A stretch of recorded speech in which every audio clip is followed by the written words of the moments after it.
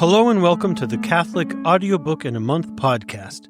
My name is William Wilson, and today is day 23 of Abandonment to Divine Providence by Father Jean-Pierre de Caussade. Today I will be reading chapter 10 and 11 on how the greater one's learning, the greater his danger if he does not possess that foundation of piety which is the submission to the will of God, and his chief example here is Lucifer. We also once again hear about shadows, which we first heard about way back on day 2. Let's get started.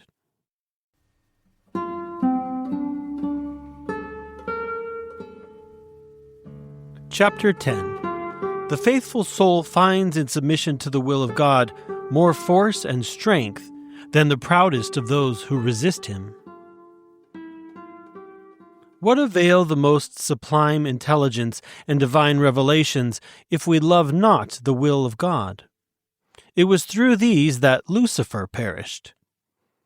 The work of the divine action which God revealed to him in the mystery of the Incarnation excited only his envy.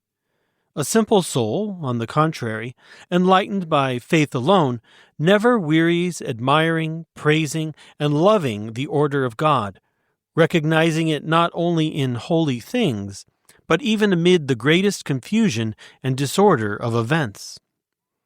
A simple soul is more enlightened with a ray of pure faith than was Lucifer by his sublime revelations.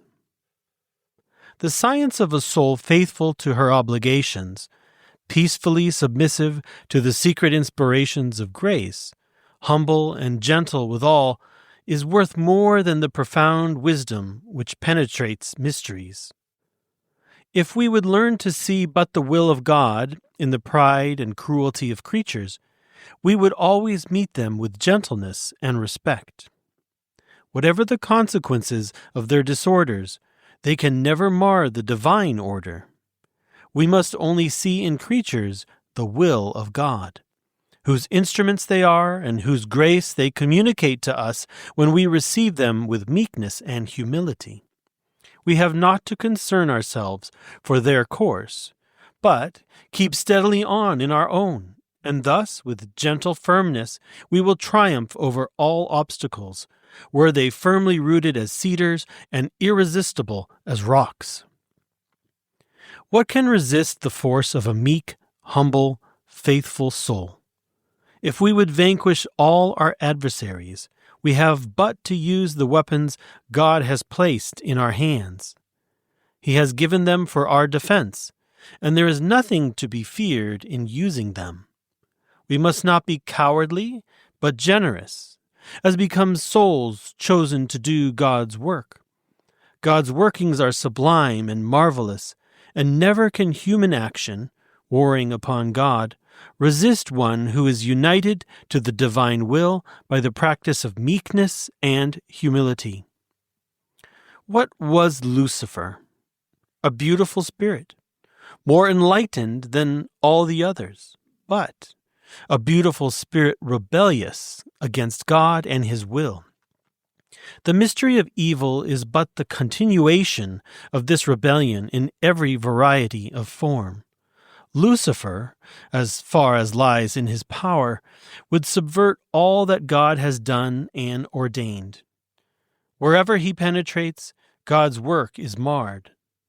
The greater one's learning, science, understanding, the greater his danger if he possess not that foundation of piety which consists in submission to the will of God.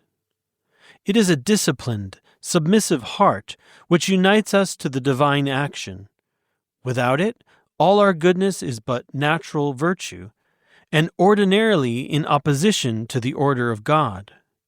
This all-powerful workman only recognizes the humble as his instruments, and condemns the rebellious, proud to serve in spite of themselves as the slaves of divine justice. When I see a soul whose first object is God and submission to his will, however much she may be lacking in other things, I say, here is a soul with great talents for serving God. The Blessed Virgin and Saint Joseph appear to have been after this model. Other gifts without this alarm me. I fear to see the action of Lucifer repeated.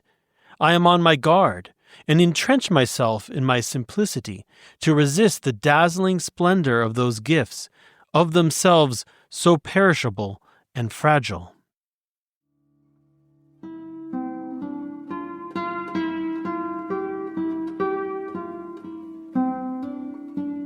Chapter 11. The soul abandoned to God learns to recognize His will even in the proud who resist Him. All creatures, whether good or evil, reveal Him to her. The will of God is the whole life of the simple soul. She respects this will even in the evil actions by which the proud seek to abase her. The proud despise a soul in whose eyes they are nothing, for she sees only God in them and all their actions. Frequently they mistake her humble demeanor for awe of themselves, when it is only a mark of her loving fear of God and His will which is present to her in the proud. No, poor foolish creatures, the simple soul fears ye not. Rather, she compassionates you. It is to God she speaks when she seems to address you. It is with Him she treats. She regards you only as His slaves, or rather, as shadows which veil Him. Therefore, the more overbearing you are, the more humble she becomes. And when you think to entrap her, you find yourselves the dupes. Your diplomacy, your violence, are to her but favors of providence. Yes, the proud are still an enigma which the simple soul enlightened by faith clearly reads. This recognition of the divine will in all that transpires each moment within us and about us is the true science of the spiritual life. It is a continual revelation of truth. It is a communication with God incessantly renewed. It is the enjoyment of the bridegroom, not covertly, secretly, in the clefts of the rock, in the vineyard, but openly, publicly, without fear of creatures.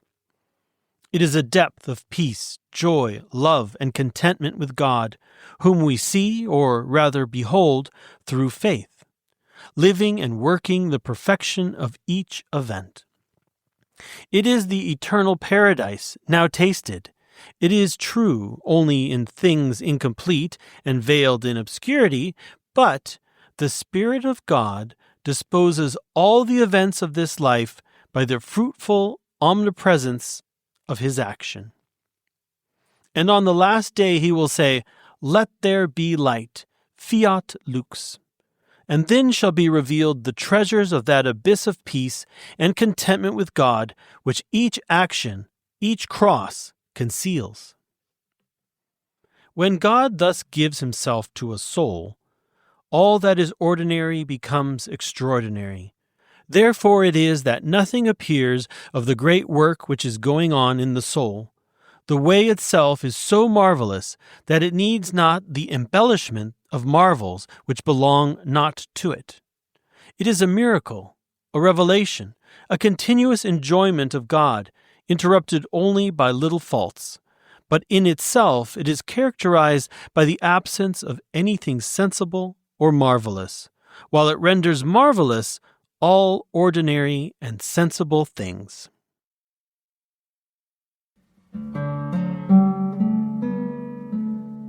That's all for today. I hope you enjoyed the reading. Tomorrow I will read Chapter 12, which is the conclusion of the book. Wait, what? So soon? No, except there's some really good appendices on implementing God's will, which I'll read in future days, and those are by St. Francis de Sales, St. Jane Francis de Chantal, and others. So lots to look forward to still. If you have enjoyed today's podcast, please subscribe, rate, share, and help us grow. Also, please check out oratebooks.com, now featuring the 2-volume set, The Practice of Mental Prayer by Father Momini. That's oratebooks.com. If you'd like to learn more about us, please visit oratepodcasts.com. That's ORATE podcasts.com. Thanks for listening, and I'll see you tomorrow.